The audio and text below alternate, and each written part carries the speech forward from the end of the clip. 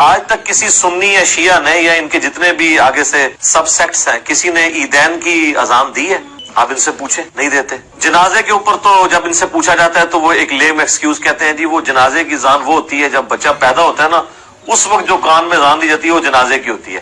تو وہ سوال ہم نہیں کر رہے، ہم پوچھ رہے ہیں عید کی جو عیدین کی نماز ہوتی ہے اس کی اذان کیوں نہیں ہوتی؟ تو آپ کو یہ کہیں گے کہ سنت سے ثابت نہیں ہے، تو وہ کہتے ہیں نیکی کا کام ہے جس وقت مرضی کر لیں۔ تو ہم اس پہ پھر اینٹی وینم اور پھکی والا الزامی جواب ان کو یہ دیتے ہیں کہ اگر یہ نیکی کا کام ہے تو عید کی نماز تو سال میں ہوتی 2 دفعہ ہے، اس میں بھی آپ ذرا یہ نیکی کریں اور عید کی اذان شروع کروائیں۔ تو آپ کو وہاں کہیں گے کہ ثابت نہیں ہے، تو ان سے کہیں آپ کی ڈیفینیشن ہی غلط ہے۔ آپ تو یہ کہتے تھے ثابت ہو یا نہ ہو نیکی کا کام کوئی بھی ہے وہ آپ کر سکتے ہیں، تو اب 2 عید کی اذان تو وہ بھی خود بدعت مان رہے ہو۔ البتہ میں سرے دس جواب دوں گا اس کے اس اشکال اور اعتراض کا جو بار بار یہ بیان کرتا ہے کہ تم کہتے جس سے منع نہیں کیا گیا وہ جائز ہے، تو پھر تم عیدین کی اذان بھی دلوایا کرو کیونکہ اس سے بھی منع نہیں کیا گیا، تو عید کی اذان کیوں نہیں دلواتے؟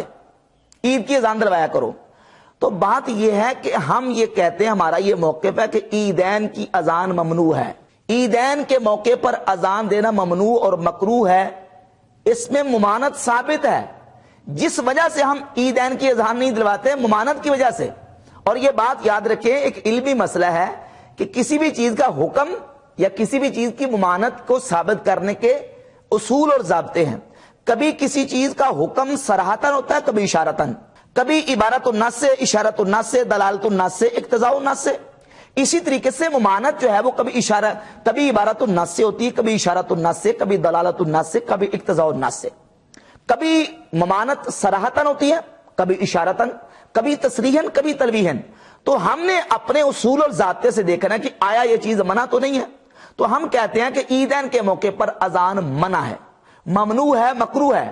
اور دلیل یہ ہے کہ ممانت کے جو 5 صیغے ہیں، ان 5 صیغوں میں سے ایک صیغہ ہے جب لائے نفی یعنی حرف لا فعل مضارع پر داخل ہو یا حرف لا اسم پر داخل ہو تو وہ نہیں کا صیغہ ہوتا ہے اور اس سے ممانت ثابت ہوتی ہے۔ جس طرح صحیح بخاری کی حدیث نمبر 586 ہے، نبی پاک صلی اللہ علیہ وسلم نے فرمایا لا صلاۃ بعد الصبح حتی ترتفع الشمس، صبح کے بعد کوئی نماز نہیں حتیٰ کہ سورج بلند ہو جائے۔ اب یہ حدیث موجود ہے اور اس میں لا جو ہے وہ اسم پر داخل ہے، جس طرح قرآن مجید میں موجود ہے لا فسوق ولا جدال فی الحج، حج میں جو ہے وہ نافرمانی اور جھگڑا نہیں ہے، تو یہاں بھی لائے نفی جنس جو ہے وہ داخل ہے اسم پر۔ ایسے ہی اذان کے حوالے سے ایک تو بات یہ موجود ہے بخاری مسلم میں متفق علیہ، حضرت جابر رضی اللہ تعالیٰ سے اور حضرت عبداللہ بن عباس بھی حدیث موجود ہے کہ نبی پاک صلی اللہ تعالیٰ علیہ وسلم نے عیدین کی اذان نہیں دلوائی۔ حضرت ابو بکر عمر رضی اللہ تعالیٰ کے دور میں بھی عیدین کی اذان نہیں ہوئی۔ اور صحیح مسلم میں 2049 نمبر حدیث ہے، سیدنا جابر رضی اللہ تعالیٰ فرماتے ہیں لا اذان للصلاۃ یوم الفطر، عید کے دن نماز کے لیے اذان نہیں ہے۔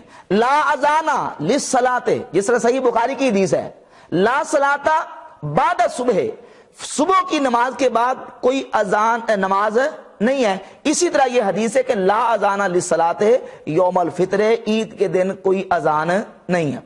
تو جس طرح مخصوص موقعوں پر نفل پڑھنا اس کو ہم مکروہ سمجھتے ہیں، ناجائز سمجھتے ہیں، سورج نکل رہا ہو، سورج مقام استوا پر ہو اور غروب ہو رہا ہو، اس موقع پر نفل پڑھنا مکروہ ہے۔ اس کے علاوہ فجر کے بعد نفل پڑھنا مکروہ ہے کیونکہ احادیث میں اس کی ممانت اور نفی وارد ہوئی ہے، تو اس لیے ممنوع ہے۔